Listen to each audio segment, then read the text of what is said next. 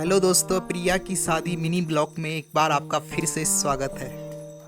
पलके झुकाती हुई, मन ही मन मुस्काती हुई, दुल्हन जैसी आगे बढ़ी ना, वैसे ही जैसे ही दूल्हे राजा ने दुल्हन का हाथ अपने हाथों में लिया ना, तो ये मोमेंट ना सच में स्पेशल बन गया। और जब जयमाला हो रही थी ना दोस्तों, तो अचानक दुल्हन और दूल्हे ने अपनी जगह को एक्सचेंज कर लिया। और उसके बाद ना जो ब्यूटी दिखी ना, जो नज़ारा दिखा ना दोस्तों, कमाल का था।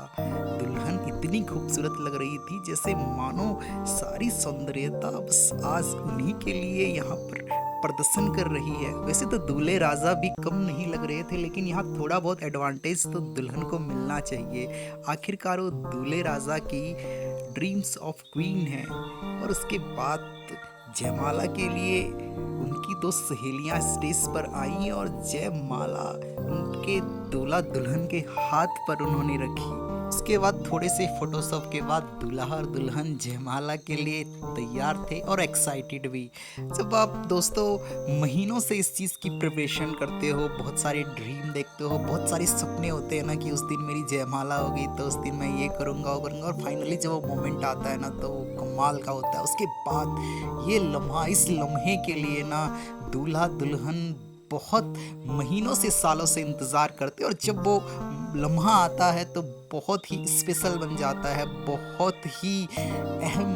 उसकी वैल्यू ना 100 गुना, लाख गुना बढ़ जाती है उस समय पर। फिलहाल ये जयमाला के लिए विवाह की यहाँ पर पहली शुरुआत तो हो ही गई थी। उसके बाद हमने खाया लजीज खाना। खाना इतना बेहतरीन था ना कि सभी ने बड़े चाव से खाना खाया और इस खाने को बेहतरीन तरीके से एंजॉय किया। और उसके बाद जो अगला मोमेंट आने वाला था ना, उसके बाद मैं घर आ गया तो आगे की ब्लॉगिंग मैं कर नहीं पाया। और उसके बाद फाइनली ये वाला जो सीन था, ये बहुत ही इमोशनल वाला सीन था दोस्तों। किसी के लिए भी, लड़की का स्पेशली जितने अपनी फैमिली के साथ अटैचमेंट होता है ना, उसके बाद जो उसकी विदाई होती है, उसके लिए इमोशनली सबसे पेनफुल उस समय उसकी कंडीशंस होती हैं। दुल्हन वास्तव में आज की डेट में इतना कोई रोता है नहीं वैसे, लेकिन यहाँ पर प्रिया बहुत रो रही थी, बहुत मिस कर रही थी। उसकी दादी बार बार उसको समझाने का प्रयास कर रही थी, बट प्रिया बहुत ही इमोशनल थी। और इसी इमोशन के साथ प्रिया हुई अपनी डोली में विदा और हमारा ब्लॉग हुआ समाप्त। उम्मीद करता हूँ आपको ये ब्लॉग पसंद आया होगा। प्रिया, आपके लिए happy marriage life both of you. Thank you.